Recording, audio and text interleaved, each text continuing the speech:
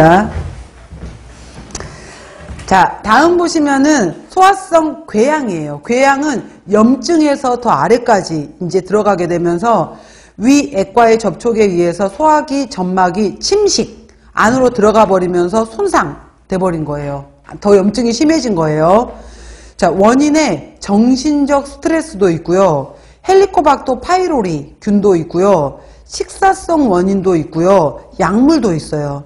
근데 정신적 스트레스는 뭐냐면은 원래 이제 우리가 음식을 먹었을 때 위산 분비가 많아지면서 소화를 도와야 되잖아요. 근데 빈속인데도 스트레스 때문에 위산 분비가 많아져 버린 거예요. 그래서 빈속에서 내가 나를 공격하는 거예요.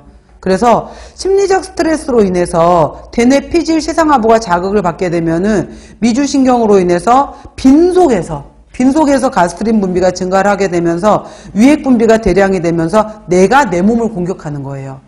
그 다음에 헬리코박터 파이로리균은 아까 계속 파고 들어간다 그랬죠. 얘가 또 염증을 일으키는 거고요.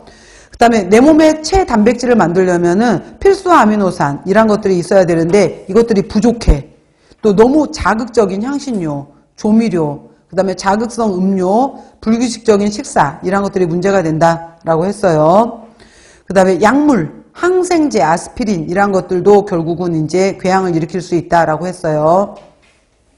발생 기전 보시면은 우리 몸에는 이게 여러분들 아마 이제 항상성이라는 단어가 있는데 우리가 체온을 호메오스타시스라고 해서 우리 몸은 체온을 36.5도, 혈압을 120에 80 이런 식으로 해서 항상 몸의 모든 것들을 일정하게 유지시키려고 하는 게 있어요. 그래서 하나가 올리면은 또 하나가 내리면서 이거를 항상 일정하게 조절하려고 하는 것을 호메오스타시스라고 하거든요. 그래서 공격인자가 있으면 방어인자가 있어요, 우리 몸은. 근데 공격인자만 세지고 방어인자가 줄어들어 버리게 되면은 이제 몸에 병이 들어오는 거예요.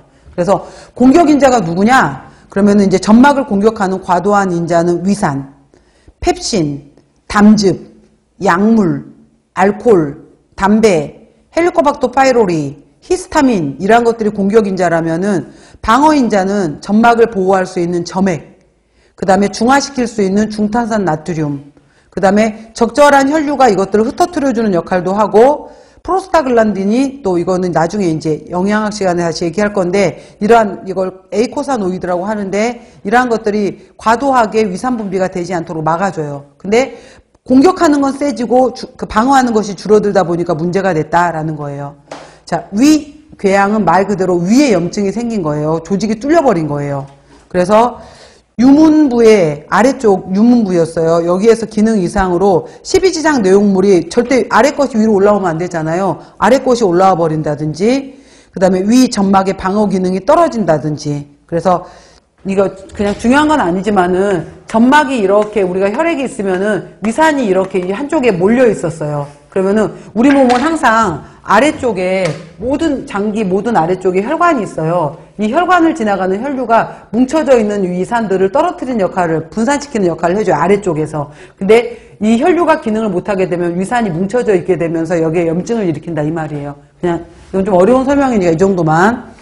그다음 위산 분비를 저하시키는 프로스타글란딘이 감소했었을 때도 위산이 문제를 일으킨다. 또 헬리코박터 파이로리가 문제를 일으킨다라는 거예요. 자, 이번에는 12지장 궤양도 있는데 위산 분비가 너무 많아지면서 계속해서 12지장이 위산에 너무 많이 노출이 돼 버리는 거예요. 이러한 것도 문제가 된다라는 것도 있고요. 12지장 자체적으로 점막에서의 방어 기능에 문제가 와버렸다. 즉 중탄산 나트륨이 부족하게 되면서 계속 위산에 노출이 되는 것도 있다. 즉 필수 아미노산이 부족하거나 너무 많이 먹었거나 불규칙적인 식사 습관, 자극적인 음식, 과음, 흡연 이란 거예요. 이게 불규칙적인 식사 습관이라는 것은 뭐냐면은 우리 몸이 일정하게 유지를 해요. 그래서 예를 들어서 여러분들 기준에서 뭐 오늘 학원에 나오시는데 나는 뭐 8시 정도에 7시에서 8시 사이에 아침밥을 먹었다. 그러고 학원에서 1시에서 2시 사이에 점심을 먹었어. 그리고 집에 간 다음에 뭐 7시 정도에 저녁을 먹어. 그럼 어느 정도 내 몸에 루틴이라는 게 있잖아요. 그렇게 되면은 내 몸도 이렇게 있다가 이쯤에 위산 분비를 해야 되겠다. 이쯤에 있다가 이렇게 위산 분비를 해야 되겠다. 이렇게 가다가 이쯤에 위산 분비를 해야 되겠다. 이러한 것들을 내 몸이 조절을 해요. 근데 부득이하게 내가 오늘 점심에 공부를 안 했거나 아니면은 앉아있다 보니까 소화가 잘 안 돼서 오늘 안 먹기로 했어. 굶어버린 거예요. 그럼 빈속인 데서 바로 이제 위산 분비만 많아져 버리면은 이 위산이 음식물하고 만나지 못하고 내가 내 위를 공격해 버리는 거예요. 그러니까 불규칙적인 식사 습관 이런 것들도 문제가 되는 거 얘기를 한다라는 거. 그다음 보시면 자, 증상의 경우에는 공복 시 위쪽에 상복부에 통증이 오고 토할 것 같아. 실제로 구토를 해.